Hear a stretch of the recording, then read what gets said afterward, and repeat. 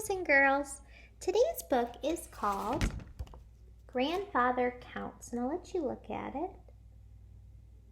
So the author is Andrea Chang, and the illustrations are done by Ang Zhang. There are some different names in this book, boys and girls, because the story is about this little girl and her grandfather. And her grandfather comes from China to visit the little girl in the United States. And he doesn't speak English, he only speaks Chinese. So there's kind of a problem in the story because they can't talk to each other. So in the story, it's pretty cool. There are a lot of Chinese words and names, and I don't speak Chinese, so I have to try my best to pronounce it correctly. But at the beginning of the book, which is really cool, the author puts some Chinese words up, or Chinese words for the numbers, because the story is called Grandfather Counts, so they're going to be counting like 1, 2, 3, 4. So the author puts the Chinese numbers up for us, which is really neat to see. Look how different Chinese is than ours. Can you imagine writing that? Looks too hard for me. So kiddos, before I read the story, since this is our first book for the week, we have to talk what our theme is, or what we're trying to get out of the books. So all these books this week are about fitting in or belonging to a community. So all these stories are going to usually have someone who just came from another place. They might not look like us, they might not sound like us, they might have different things about them, and it's just about how you can, even though we look different, sound different, how we can still be friends and how you can still fit into a community. Like our classroom is a community. We've talked about that, right? Some of us look really different. Some of us are boys, some of us are girls. I'm older than you guys, but we are all still friends, right? So it doesn't really matter what's on the outside, it's what's on the inside that counts for a person. But being different is something to celebrate, boys and girls. So if you have a grandma or a grandpa that's from a different country, that's awesome. Tell us about it in school. If you visited another place, a really far place, like another country, and you saw some different things, that's exciting, right? I love going on vacation and seeing how other people live or what they eat. I think it's so cool. How about you? Me too. You could even ask mom and dad, what's the farthest place you've been? Or did they eat anything different? Did they drive anything different? Did it look different? Sometimes different countries can look completely different than Indiana. It's really crazy. So as I read, we're going to think about characters, of course, right? We're going to see how they feel. The author's going to tell us with the words, and the illustrator is going to show us in the picture. So I'll do my best to show you really up close. We're going to relate it to our own life, right? We're always making those connections to the book. We really want to say, how did this relate to my life? Or have I felt that way? Have I seen someone feel that way? How would I feel if I was in that place? So think about that as I'm reading. And remember, I don't speak Chinese, so I have to kind of do my best and make a good guess on the word. So I'll let you know if I'm ever a little stuck. Maybe you can help me. So this story again is called Grandfather Counts. Let me turn my book. I'll let you look at the picture. So we see Grandpa, and I see an arrival sign. So if you've ever been at the airport, maybe you've seen that. Gong Gong, grandfather, was one of the last people off the plane. He walked slowly toward the crowd waiting at the terminal. Ba ba ba ba, Mom shouted. His eyes lit up as he looked in our direction. Mom ran over and hugged him. Dad, Henry, Cece, and I stood back, waiting. So what do we know about the mom and the grandpa already? We know they're really close, right? They must be excited to see each other, right? They're running to each other, really excited. The author's showing a big hug. So they must really love each other, right? And just in case you didn't notice, so they must call their grandfather Gong Gong, which is really different from us, right? What do you call your grandparent?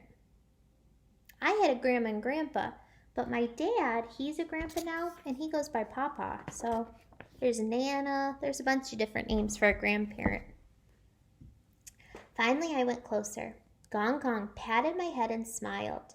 Then he said something to me, and I looked at Mom for help. Gong Gong says you look very nice, Mom explained. Thank you, I said. Gong Gong kept talking to me in Chinese. When he realized I didn't understand, he turned to Mom, a look of surprise on his face. I wanted to explain that Mom had tried to teach us Chinese. She had gotten us Chinese flashcards with words and pictures. Once she sent us to Chinese Sunday school, but we didn't want to go back. The kids there already spoke Chinese. They were learning to write characters, and we couldn't understand anything they said. So the grandpa is talking to the little girl in Chinese, but the little girl doesn't know it. So how might this be difficult? How might this be a problem in the story? He doesn't know English and she doesn't know Chinese, so can they really talk to each other? Not very well, right? Maybe they know a little bit of words, but you can't really have a really good conversation. On the way home, everyone was quiet. Gong Gong dozed next to me. I watched him and wondered what he was dreaming. Did he dream in Chinese? When we got home, Mom took Gong Gong in his room and shut the door. He's tired. Let him rest.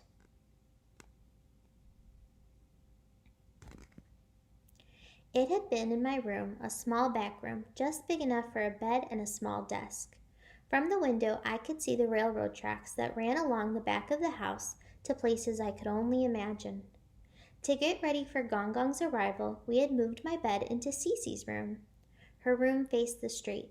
No tracks, no trains, or cars to count by as they sped by. Helen's missing her bedroom, isn't she? Why is that? Why do you think she can't be in her room? Why couldn't? Who's in her room? Gong Gong, right? So they must have needed room for him, so they moved her in.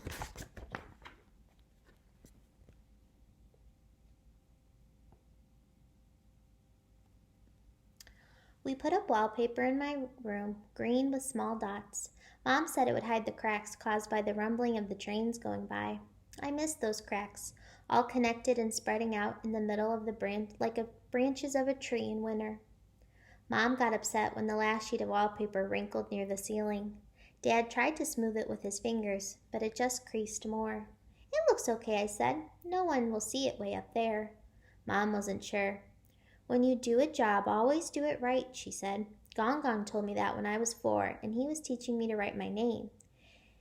He said my name was my family. I shouldn't scribble it in any old way. But I was little, and it was hard to make the strokes of the Chinese characters right. So remember, Chinese looks like that page I showed you originally.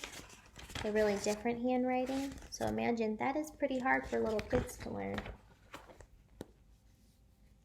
I got this picture in my head of Mom as a 4-year-old trying to write with a paintbrush full of lumpy wallpaper paste instead of an ink brush. I started to laugh, but I could see Mom didn't think there was anything funny going on. Helen, Mom said, kind of annoyed, go find something else to do. Suddenly, I felt a lump in my throat. Why was Mom in such a bad mood? All because of Gong Gong? Why does he have to come anyway, I cried, and take my room? Mom looked at me surprised. Then she said quietly, he is my father. It's my duty to take care of him. I didn't want to listen. I ran down the stairs, out the door, and down the path toward the railroad tracks. So what is the problem in the story, boys and girls? Do you know?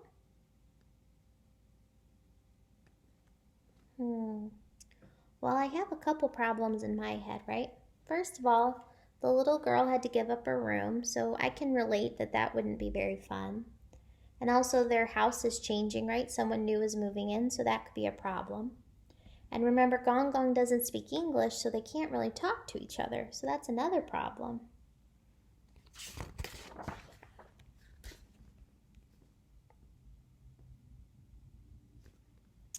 After Gong Gong first tried to speak to us at the airport, he didn't say much to anyone. Cece drew him a picture of flowers and butterflies. He smiled at her and handed the picture back. "It's for you," Cece said, but Gong Gong didn't understand. So I taped the picture to the door. Then he understood. He nodded and smiled at Cece again. "See, he does like it," I told her. So why do you think things might be strange to Gong Gong? Why do you think he doesn't really know what to do with the picture, maybe? Can you think? It's a tricky one, I know. I think boys and girls, because he's from a different country, right? He's not from where we are. So maybe they don't draw pictures over there. Maybe they don't hang up like how we put artwork on the fridge. Maybe they don't do that there. So he goes, I don't know, have it back. One by one, Gong Gong read through the Chinese newspapers he had brought with them. Mom tried to get him to go out, but most of the time he just shook his head and went back to his reading. "What will Gong Gong do when he finishes all his newspapers?" I asked Mom. "Give him time," said Mom. "He has so many new things to get used to."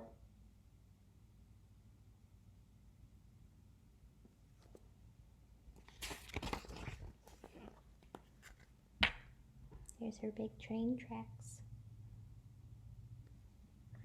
Since I couldn't see the train from Cece's room, I waited for it on the back of our concrete wall. Sometimes I saw Gong Gong looking down at me from my old room.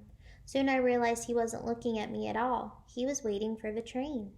When the engineer waved to me, Gong Gong reached out and waved back too. Ooh, there he is. I didn't even see him. The illustrator really hit him there, didn't he?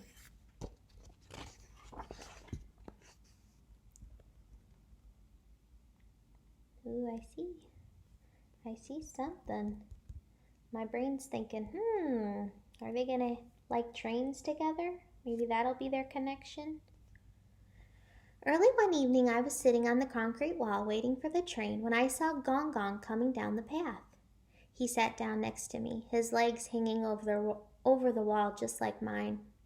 We could feel the train coming before we heard the low rumble, and there it was. And here's the Chinese, boys and girls. I'll show you the words. So I'm going to really quickly look back, and I'll try to say them right. Yi, Er, Sun, Se, Wu, Liu, Qi, Ba, Shi Hao, Yin, said Gong Gong, holding up a finger as each car went by. So he was counting like 1, 2, 3. I liked the way his voice went up and down and softly with each word. The engineer waved from the last car, and the train was out of sight. Gong Gong said the first word again and looked at me, waiting. I repeated the word, holding up one finger to match. Yi, I said. 1, I got it.